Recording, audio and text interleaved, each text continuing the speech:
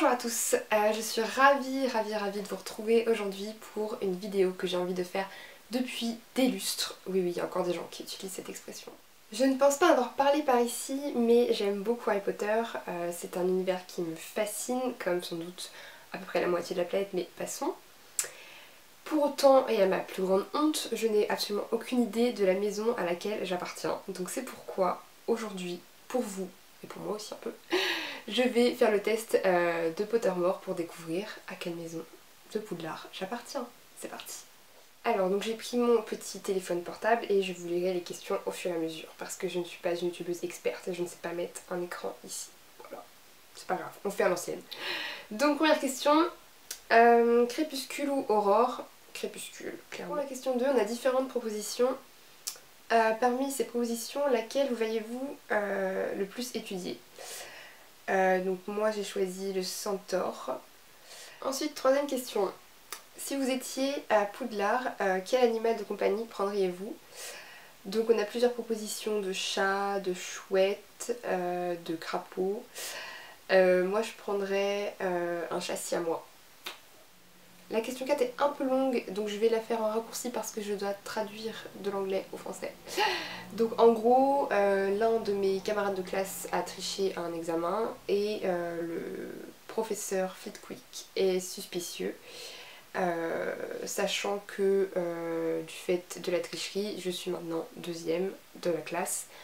Qu'est-ce que je fais? Alors la première réponse serait de mentir et de dire qu'on ne sait pas, tout en espérant que le professeur se rendrait compte de la tricherie.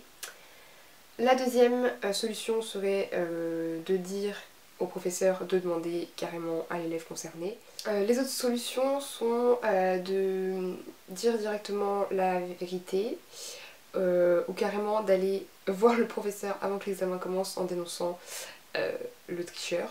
Pour moi ça serait plutôt la réponse 2, c'est-à-dire que je dirais au professeur d'aller parler à l'élève concerné et de dire 2 mots à cet élève si jamais il ne se dénonce pas. Voilà. Donc vous entrez dans la forêt enchantée, qu'est-ce que vous regardez en premier? Alors il y avait différents choix, pour moi ça serait la statue d'un vieux sorcier avec un drôle de sentiment dans l'œil. Ensuite, question 5, si on vous laisse le choix, qu'est-ce que vous voudriez qu'une potion puisse vous garantir? Alors l'amour, la gloire, la sagesse ou le pouvoir? L'amour. La question 5, c'est donc un troll a pénétré dans le bureau du directeur et a détruit beaucoup d'objets précieux, de trésors, etc. Si on avait le choix, dans quel ordre est-ce qu'on sauverait ces objets? En premier, je sauverais donc un remède contre la dragoncelle. En second, un livre écrit à la main un peu mystérieux avec plein de runes étranges dedans.